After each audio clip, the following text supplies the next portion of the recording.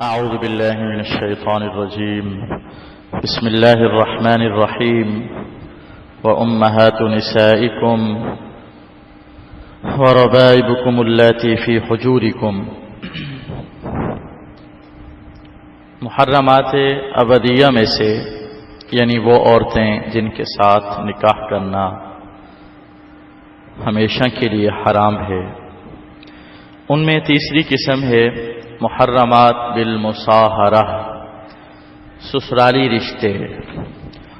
اس کے بارے میں اللہ تعالی نے ارشاد فرمایا کہ تمہاری بیویوں کی مائیں تم پر حرام کر دی گئی ہیں، ان سے بھی نکاح نہیں ہو سکتا، کسی صورت میں کبھی بھی نہیں ہو سکتا. جس عورت سے نکاح ہو جائے بھلے ہی خلوت نہ ہوئی ہو، تنہائی میسر نہ آئی ہو، پھر بھی اس عورت کی ماں کے ساتھ نکاح کرنا حرام ہوتا ہے. اس کے بعد تذکرہ ہے وَرَبَائِبُكُمُ اللَّاتِي فِي حُجُورِكُمْ، یعنی جن عورتوں سے تم نے نکاح کیا ہے ان کی وہ بیٹیاں جو دوسرے شوہر سے ہیں، پہلے شوہر سے ہیں، جو اب ان کے نکاح میں نہیں ہیں، یا تو انتقال ہو گیا ہے، یا طلاق ہو گئی ہے، یا خلا ہو گئی ہے.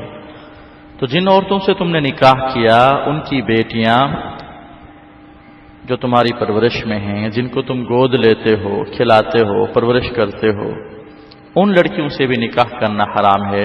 لیکن اس کی شرط یہ ہے کہ ان بچیوں کی، لڑکیوں کی ماؤں سے تم نے ہم بستری کر لی ہو. اگر کسی نے کسی عورت سے نکاح کیا لیکن ہم بستری نہیں کی، پھر اسے طلاق دے دی، تو اس عورت کے پہلے شوہر والی لڑکی سے نکاح جائز ہے. لیکن اگر ہم بستری کر لی ہے تو ہر صورت میں اب اس کی بیٹیوں کے ساتھ نکاح کرنے کی اجازت نہیں ہے. وَحَلَائِلُ أَبْنَائِكُمْ، تمہارے بیٹوں کی بیویاں، تمہارے حقیقی بیٹے جو تمہاری پشت سے پیدا ہوئے، نطفے سے پیدا ہوئے، وہ بھی اب تمہارے لیے وہ عورتیں حلال نہیں ہیں، حرام ہیں ہر صورت میں. چاہے بیٹا حیات نہ بھی ہو، بیٹے کا انتقال ہو گیا تو بھی سسر کے لیے اپنے بہو سے نکاح جائز نہیں ہے. اسی طرح بیٹے کے بیٹے یعنی پوتوں کی بیویوں سے بھی نکاح حرام ہے. رضائی بیٹے کی بیوی سے بھی نکاح حرام ہے.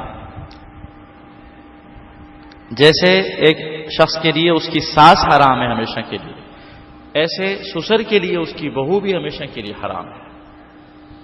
البتہ منہ بولے بیٹے ہوتے ہیں جو حقیقت میں شرعی اعتبار سے اس کی کوئی حیثیت نہیں ہے. منہ بولا بیٹا حقیقی بیٹا نہیں ہوتا.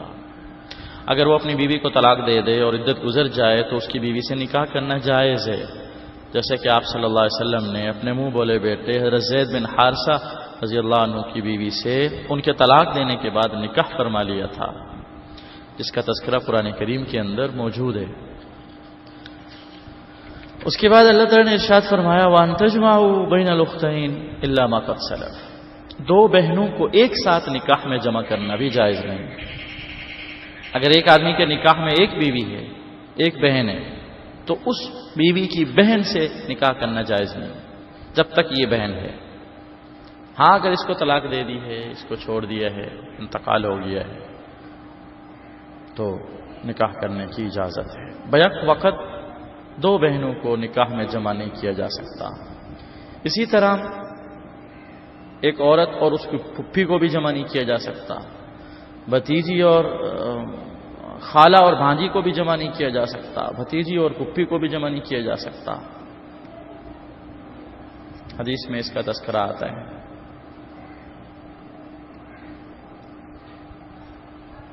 تو ان تجمعوا بین الاختین الا ما قد سلف، اب تک جو ہوا اللہ فرماتے ہیں وہ ہو چکا.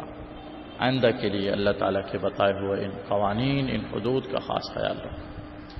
ان اللہ کان غفورا رحیما، بے شک اللہ تعالیٰ بخشنے والا ہے، مہربان ہے.